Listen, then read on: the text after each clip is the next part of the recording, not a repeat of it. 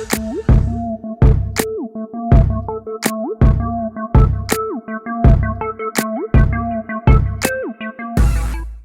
up, YouTube? It's your girl DeeDee. Welcome back to the channel. So I am back with another quick reaction video for you guys. Listen, before we get into the video, make sure you are subscribed to the channel. Make sure you share the video, like the video, and turn on your notification bell to be notified when I upload new content. All right, that is super important. So make sure you guys are supporting the channel, y'all. So I wanted to come here with this quick little reaction because in this particular caption it says 86% of successful men are married. Let's talk about it.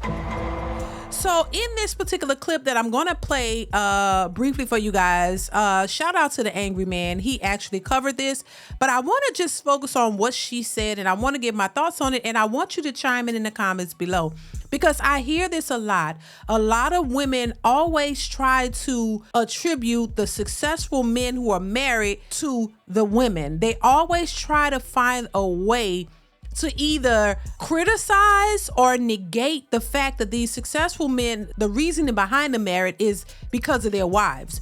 When in actuality, a lot of these men were successful before they met their wives, or they both started out together and they built up something together. This is the part they don't want to hear. They want to try to make everything reflect on them in a positive way, like flip it around and make it seem like, oh, these men are only successful because of women, because women make the men successful. I don't believe that that's true. These men were going to be successful with or without the women. But the thing that they keep forgetting is that these men wanted families.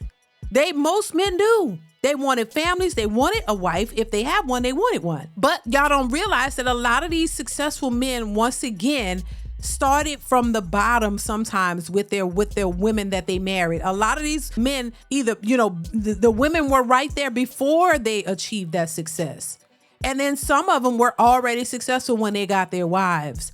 And the wives just add something to the table. This is the part y'all don't want to hear, because you don't want to add or bring anything to the table. You just want to make it seem like, oh, they're successful because of the women. No, that's not true. The women add their parts to it, but these men, a lot of these men were either already successful or they built something together.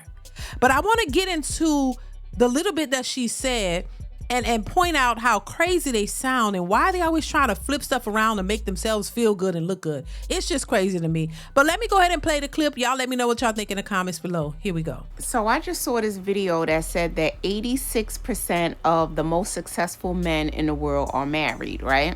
And they're like, well, that has to mean something, right? Because they have to have their grounding and like a home base, right? So married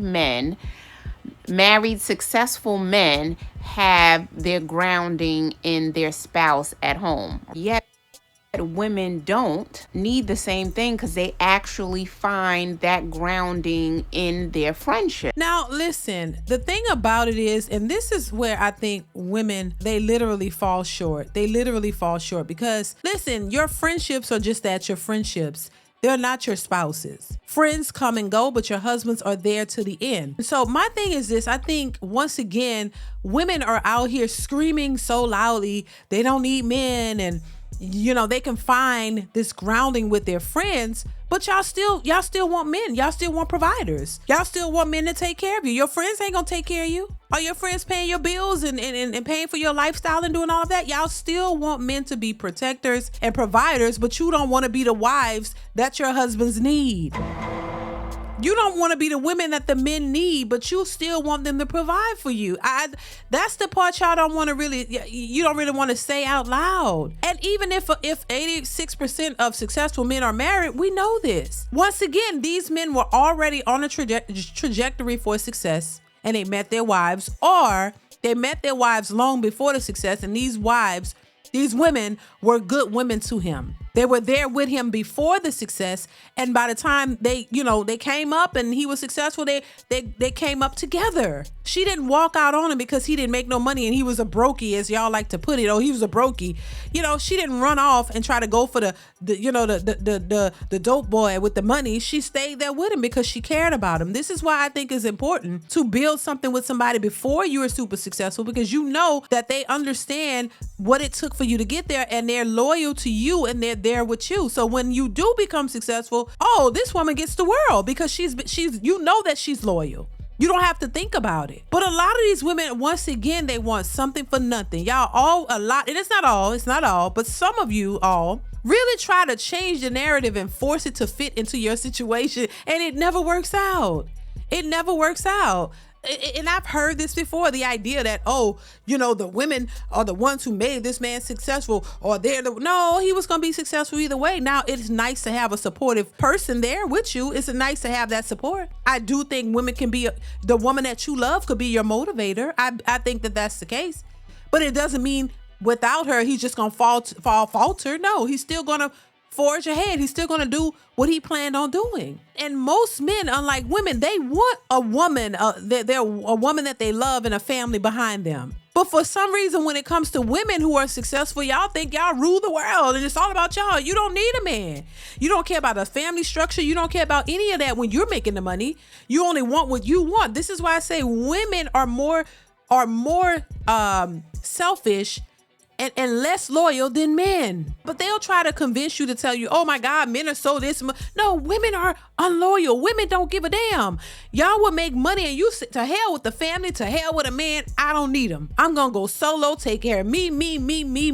But then when things start falling apart, when it don't go the way you planned, now you're reaching out to where the men at? Now you want a man. You don't want a man. You just want what he can provide. You just want to drain him dry like a financial vampire. You want to take everything that he's worked hard for and splurge on you because it's all about you. A lot of women are very selfish. It's a selfish nature. You will destroy everything around you when you don't feel good. You walk away from your home, your families. You don't care. If it doesn't serve you, you're out. But a lot of men don't do that. If men find what they want, they pretty much satisfied with that for the most part. So the problem is not always the men, but a lot of the times it's the women who are uncooperative, selfish. You only want what you want. You don't care about the man.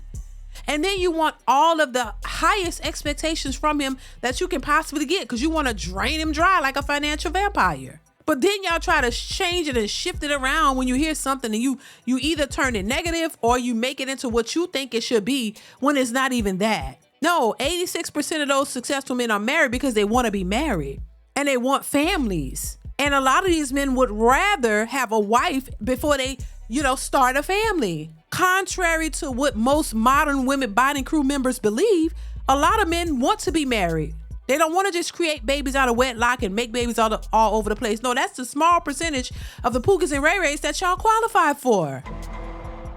And you've been so entrenched in that Pookie and Ray Ray zone, you think that's all the type of men that exist. When there are more men in the community who would rather have a wife than do it the right way. Y'all are the ones who going out here saying y'all don't need a man, but you want kids. Y'all are the ones who are raised by single mothers who think that being a single mother is a flex. Who think that your children don't need fathers in their lives and thinking that going out here being promiscuous is a flex and it's empowerment and that you can have threesomes and menage a trois and all this stuff and just throw your body, coochie here, coochie there, coochie for everybody.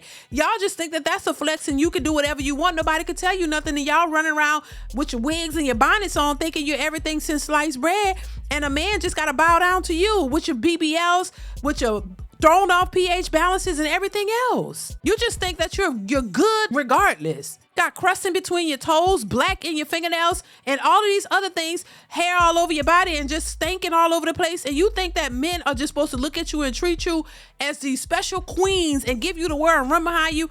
No. So I just think a lot of women, not all women, but a lot of women need to really wake up and really look at it for what it really is and realize that y'all got a lot of work to do. Yeah, there are men who need work, but y'all too. But y'all seem to think that men need all the work and y'all don't need no work. That's not the case, boo-boo. It's really not. And it's being exposed over and over and over again. And I know the truth hurts, but it's the truth. You can't deny the truth. You can be in denial, but that's on you. But we got to start being more realistic about what's happening and stop thinking that you're on this pedestal and you're better than other people and, you know, nobody can touch you or tell you nothing. Like, that attitude is stank. And it doesn't really get you what you want for the most part. It can get you some of what you want, some of what you're providing. But it only ends you up in a situation where you think you're winning, but in most cases you're not, and you're being more used than anything else. And then when people get tired of using you, they move on and leave you hanging. A lot of times you have to depend on your friends because that's all you got. And when your friends start tapering off, then what's left? Unless you got your friends sleeping at you in your house 24/7, there to motivate you 24/7, you know, they're your cheerleading Bonnet crew squad all day, every day. And that's still not going to be enough. Bottom line, if there are 86% of successful men are married, that shows you that men want loyalty. They want marriage from the right women. And the reason why a lot of women don't have that, because they're not loyal. And the reason why they only have their friends, they're more loyal to the friends than they would want to be to a man. They don't really want a man for real because they think a man is work, and they don't want to work. They want a man to cater to them. And as long as women have this mentality that, hey, a man's supposed to do what I say, he's supposed to cater to me because I'm the queen bee and I will accept nothing less, y'all are going to have a hard time. Y'all going to always keep getting finessed by men, pumped and dumped. And I know some of these women only want to be pumped, and that's all they care about. They don't really care about nothing else. But if you want to just be a pump and dump, a fun girl for the rest of your life, by all means, keep doing what you're doing. But if you really want something for real, y'all gonna have to open up and expand your horizons and open up your educated brain to understand what's important. Now, if that's not what you want, shout out to you. I'm not mad at you. If you want to be single and happy and living your best life with you and your friends, I'm not mad at that. The only problem I see when it comes to social media is the women who complain about their outcomes. When you complain about your outcome and you don't want to make a change, then that's counterproductive. That's like you just want to complain for nothing. Because if you don't want to do anything to change your circumstances or your outcomes, why are you constantly complaining about it? Because in order for something to change, there has to be an action, and the action has to take place on your part. It can't just be on somebody else's side, but you're expecting all of the changes. They're not complaining about it. You are. You want certain outcomes. So in order for you to get the outcomes that you want, you have to make some changes, boo-boo. And if you don't want to make the changes, you can't complain about the outcomes that you're getting. That's all I'm saying. That's all I'm saying. So listen, I want to hear your thoughts. Chime in the comments below. What do you think about what was said in the video? Do you agree? Do you disagree? Let me know what you think in the comments below. Make sure you are subscribed to the channel, you guys. Share and like the video. Hit that bell. Y'all know what it is. And I will catch you in the next one. Bye.